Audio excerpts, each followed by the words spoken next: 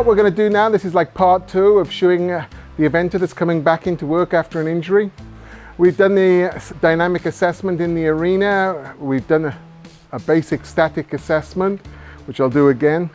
And what we're looking at is, what does this horse need? Well, we watched her walk, and we saw she's inside a vertical and she's ringing her fetlocks and ringing her hocks. There's a rotation. This is going to put a lot more stress on the joints. We don't want to force it to stop doing it. What we want to do is, if we can support the foot on the ground and help it naturally stop ringing or stop rotating, then it will be much better for the horse.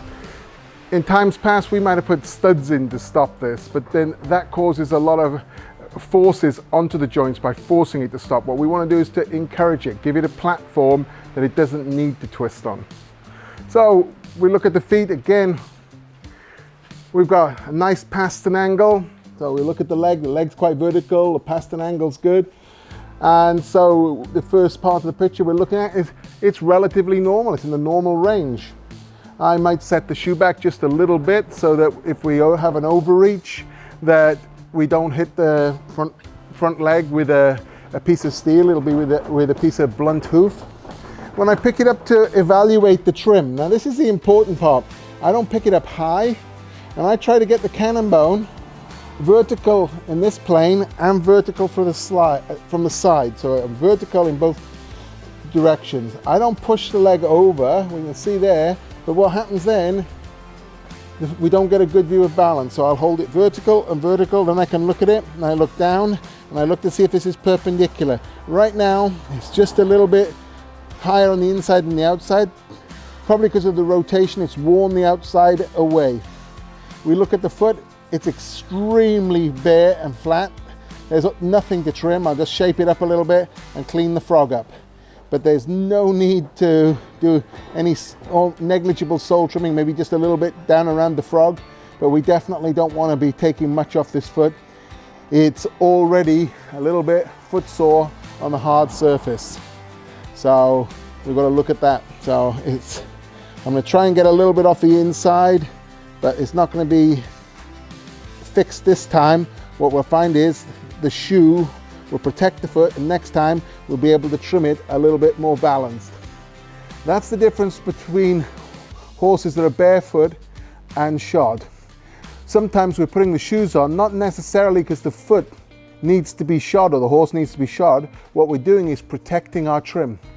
Because of environment, cambered roads where people are riding on, or concrete, and horses being slopping around, they'll wear a bit more foot off one side than the other, and then we get out of balance, and it's nobody's fault. So a lot of time we're putting shoes on to protect our trims. So we're doing our static assessment. We'll do it from the front, the side, and the back. So as I stand in front of the horse, I can see that there's more foot to the inside of the leg than there is to the outside. So if we come down low and get in line with it, we can see there's more foot to the inside. It's not that we can rasp that off, but what we can do is we can put some more support to the outside to compensate. We look from the side, we've got a really nice pastern angle. So we don't have a long toe, we don't have a low angled foot, we've got quite a nice pastern angle, that's quite nice. Then if we come around to the back, this is where we can really see that there's more foot to the inside than there is to the outside. So what we're going to do then is we're going to look at putting some support to the outside with the shoe. So we do our assessment, we find the widest point of the white line coming back here somewhere, put a dot in the middle, dot the thickness of the hoof wall in front of that. So that's somewhere around the middle of the articular surface, and we can see that we're not far off 50-50. So we're not going to set the shoe back a long way, just half the thickness of the hoof wall. We're also going to give the horse just a little bit of length for support to the back of the leg.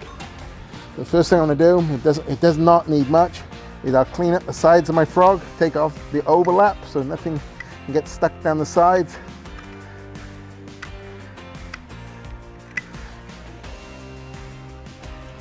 I'm not going to try and over trim this frog, I'm just taking the overlaps off the side. So it'll clean out nicely. Okay. There we are, we got a frog down. We'll just clean our sole out just down around the bottom of the bars and define the cedar cone again. Sole's hard. You're going to have to work to define the cedar cone.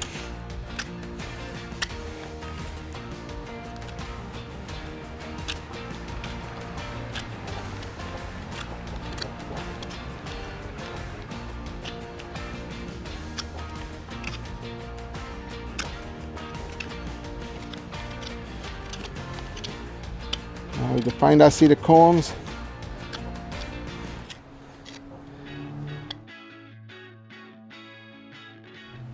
The flog. There's a little bit more down in there, so it cleans out by itself.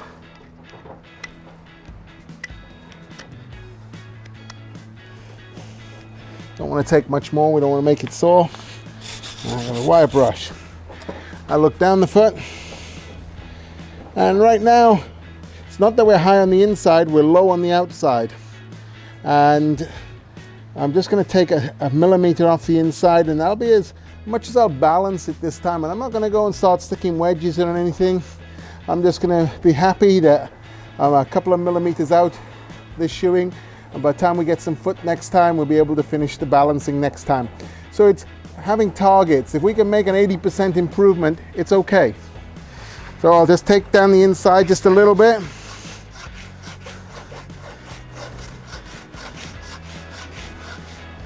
Not too much. I tend to run my rasp right round, not because I'm trying to take the outside down, but I'm just listening to hear if there's any stones in the white line, which there aren't. I'll come back in now. Let's clean up my cedar cones again, just a little bit, just get a bit of definition into it.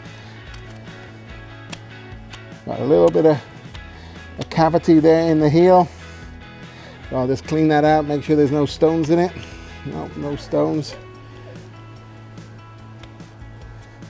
And then we can shape our foot up a little bit. Again, it's a little bit ragged, so I can't make it perfect. I'll just take away a bit of that excess wall thickness there on the inside toe, and the outside, just take off the burr. But that's about as much as I can do in one trimming with this horse. I don't want to get it down any lower. So now I've polished the foot. I don't need to take much away. I'm just giving it a little polish. I don't want to make the wall thinner. I'm just giving it a little bit of presentation. And I'll go over with my sanding sponge this time, just to present it up nicely. Don't go to the top. I'm just thinking about where I'm going to drive my nails. And we can see we've done a minimal foot preparation. And that's okay too, that we don't have to do a heavy foot preparation when we don't have foot. Being an eventer, I could be putting a concave shoe on behind because they're going to be spending most of the time working on grass and they need that little bit of extra traction. But right now, I'm going to put on a 3/4 fulled shoe, and that gives me the opportunity to widen the branch to give more support on the outside.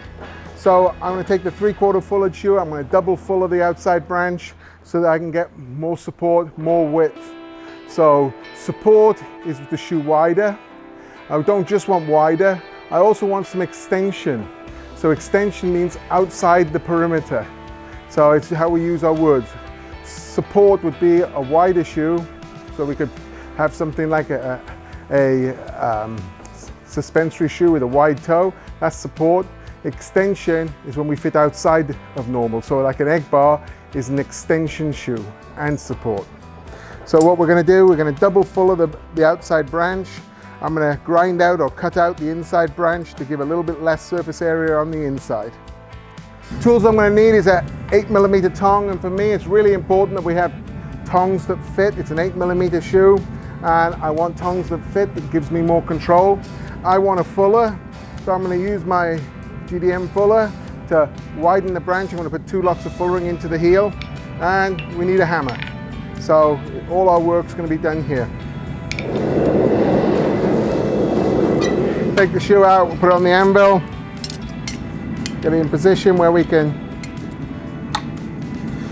fuller, so I'll take the normal fullering and just extend it and put a full stop in it. Then we'll take another fullering on the inside of that.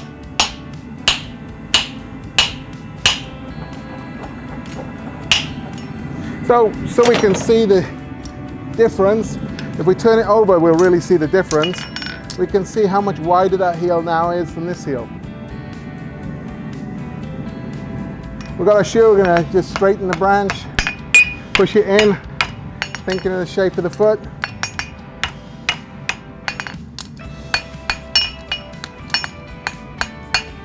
Get it level. Set the clips. Set the outside clip a little bit more. I just want to keep the shoe out there. So instead of setting the clip into the hoof wall on the outside, I'm going to set the clip onto the hoof wall. So I put a little bit of extra set on the outside so that it fits onto the hoof wall to keep that shoe fitted wide. Now the foot's bare, so we don't want to put the shoe on there for long. So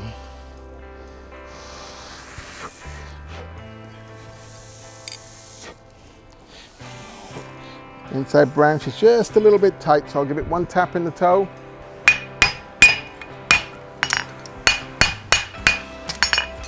With as bare as these feet are, I'll be really careful not to overburn.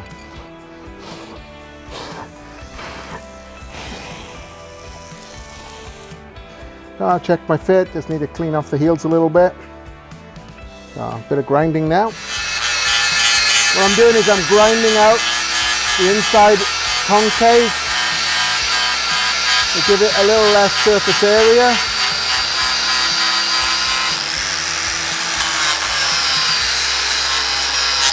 So I've taken a Mustad Libero Zero. I double fullered the outside branch to give a little bit more support and extension. The inside branch I've concaved off and safed. So I've got more support, surface area on the outside, so the ground reaction will support the outside of the limb. So hopefully we won't get as much growth to the inside and we'll get a better wear pattern. So I've taken an ESL, a Mustad ESL 3 copper, just a little nail, don't have thick walls.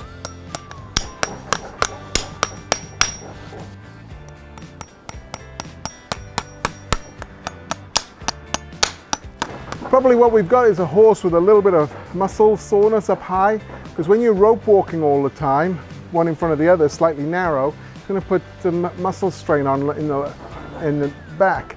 So we probably got a little bit of muscle soreness that with the physio we could work out. So first thing I do, I cut my nails to length.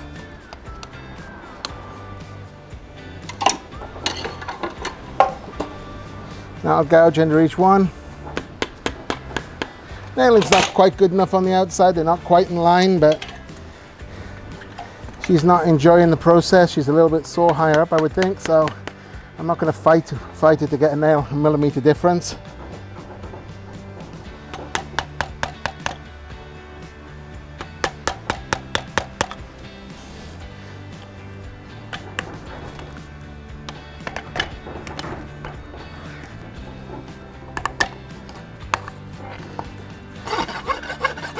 Just give it a little light polish.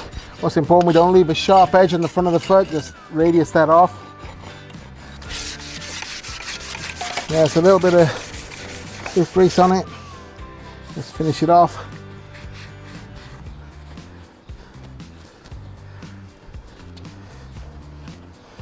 So we finished the shoeing process. What's really important now that we walk and trot the horse up after we've finished, just to see that we've made the improvements we want, or we've worked in the direction of the improvements we want, and then we can make a shoeing plan for next time. So let's go out to the arena and just do the final bit.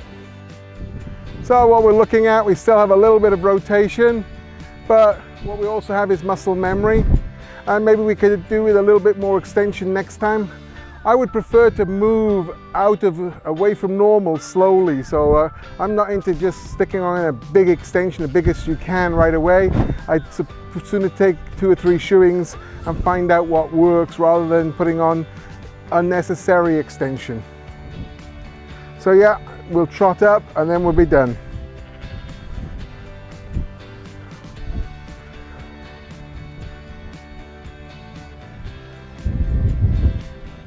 There we go.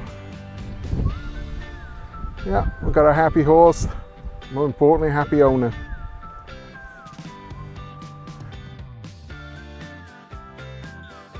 So we've got to the end of our shoeing process. What's been really important that we've communicated as far as what we're going to do, what our goals are, and that the rider and the owner can come back to us and say what's positive, what's negative, okay, so that we can make appropriate changes. Horseshoeing is something that's constantly evolving for a horse. It's not one thing that's probably going to last forever. As they get older or they get fitter, get a different rider, all these things might need to change. So yeah, so thank you very much. Thank you. And thank you Mustad for sponsoring this tutorial on shoeing the event going back into work.